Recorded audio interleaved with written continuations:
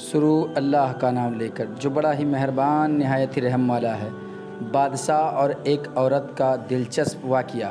پیارے عزیز دوستوں، ایک بادشاہ نے رات کو ایک عجیب سا خواب دیکھا کہ ایک عورت بادشاہ سے کہہ رہی تھی کہ آج آؤں یا کل آؤں۔ بادشاہ ڈر گیا اور اس کی آنکھ کھل گئی۔ دوسرے دن دوبارہ بادشاہ کو وہی خواب آیا تو بادشاہ نے اپنی بیٹی مہر النساء سے اس خواب کے بارے میں بتایا اور اس کی تعبیر پوچھی۔ شہزادی مہر النساء خوابوں کی تعبیر کا علم رکھتی تھی۔ شہزادی نے بادشاہ سے کہا کہ اس بار اگر آپ کو خواب میں وہی عورت آ کر پوچھے کہ آج آؤں یا کل آؤں تو آپ اسے کہہ دینا کہ نہ آج آؤ اور نہ کل، بلکہ ابھی کے ابھی آ جاؤ۔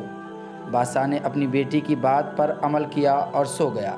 رات کو وہی عورت خواب میں آئی اور پہلے والا سوال کیا تو بادشاہ نے عورت سے کہا کہ فلاں عورت تم ابھی کے ابھی آ جاؤ۔ یہ سن کر عورت مسکرائی اور غائب ہو گئی۔ صبح بادشاہ جیسے ہی نیند سے بیدار ہوا تو ایک درباری نے بادشاہ کو اطلاع دی کہ پڑوسی ملک کے بادشاہ نے ہمارے ملک پر حملہ کر دیا ہے۔ بادشاہ نے فوراً اپنی فوج کو حکم دیا کہ جنگ کے لیے تیاری کی جائے، مگر دشمن فوج نے اچانک حملہ کر دیا تھا، اس لیے ان کے حملوں کا جواب دینا اتنا آسان نہ تھا اور بادشاہ کی فوج کو واپسی اختیار کرنی پڑی۔ جب بادشاہ کو یقین ہو گیا کہ اب شکست کھانی ہے تو اپنے محل کو چھوڑ کر اپنی بیٹی کو ساتھ لے کر جنگل کی طرف بھاگنے لگا۔ بادشاہ کو جنگل میں ہی شام ہو گئی۔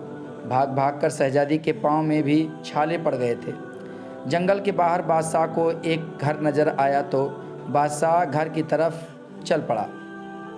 بادشاہ نے جب دروازے پر دستک دی تو باہر ایک آدمی آیا جو بادشاہ کے دربار کی وزارت کر چکا تھا۔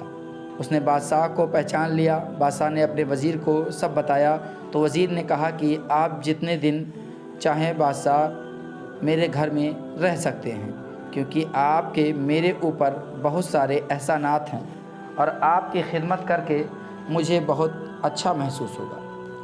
رات ہوئی تو بادشاہ کو وزیر اور اس کی بیوی کی باتوں کی آواز آئی۔ وہ دونوں لوگ آپس میں بات کر رہے تھے۔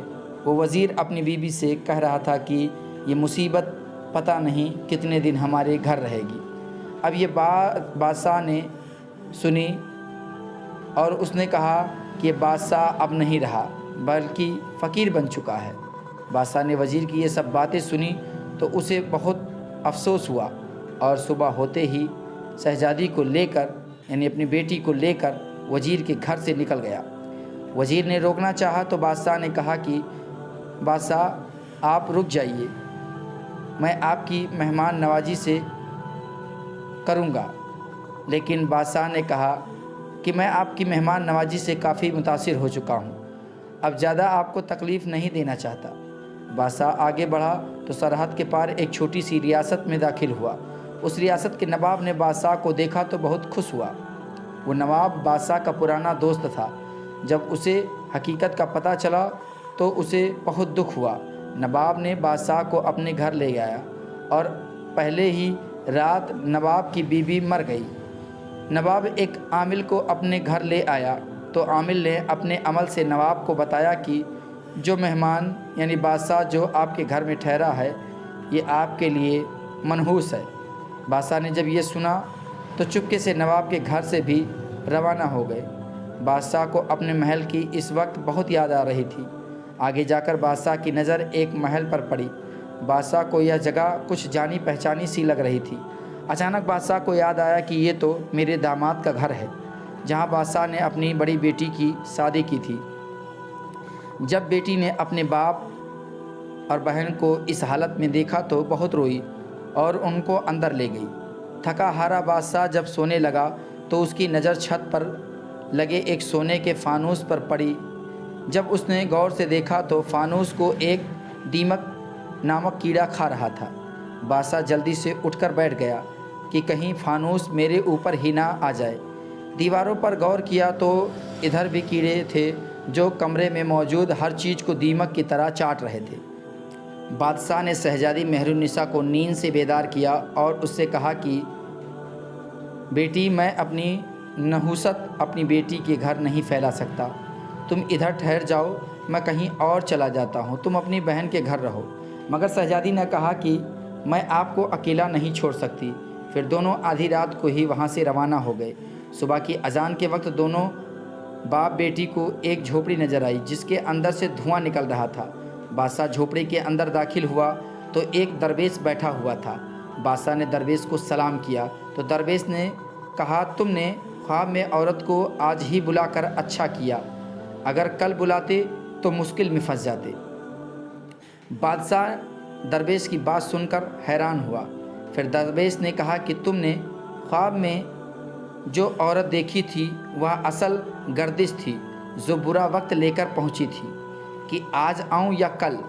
شہزادی مہر النساء جانتی تھی کہ بڑھاپے میں اگر آپ پر کوئی آزمائش آتی تو آپ برداشت نہ کر پاتے، اس لیے آپ کی بیٹی نے آپ کو مشورہ دیا کہ اسے ابھی آنے کو کہو۔ مگر اب تمہارے لیے اچھی خبر یہ ہے کہ برا وقت اب ختم ہونے والا ہے۔ آپ کے وزیر نے فوج کو دوبارہ اکٹھا کیا اور دشمن فوج پر حملہ کر دیا، جس کی وجہ سے دشمن فوجیں پیچھے ہٹنے پر مجبور ہو گئیں۔ وزیر آپ کی واپسی کا انتظار کر رہا ہے۔ بادشاہ یہ سن کر بہت خوش ہوا اور خدا کا شکر ادا کیا کہ اس مشکل وقت سے نجات ملی۔ بادشاہ اور شہزادی محل میں پہنچے تو ان کا شاندار استقبال کیا گیا۔ پیارے عزیز دوستوں، کسی بھی مشکل گھڑی میں اگر صبر سے کام لیا جائے تو اچھا وقت ضرور آتا ہے۔ مشکل وقت خدا کی طرف سے آزمائش ہوتی ہے اور مشکل کے بعد آسانی بھی ہوتی ہے، اس لیے مشکل گھڑی میں صبر کریں اور اللہ کو یاد کریں۔ دوستوں، کہانی اچھی لگی ہو تو ویڈیو کو لائک کریں، دوستوں کو شیئر کریں۔ چینل کو ابھی تک سبسکرائب نہیں کیا ہے تو چینل کو سبسکرائب کر بیل آئیکن کو ضرور دبا لیں۔ اپنا خیال رکھیے گا، ملیں گے اگلے ویڈیو میں، تب تک کے لیے خدا حافظ۔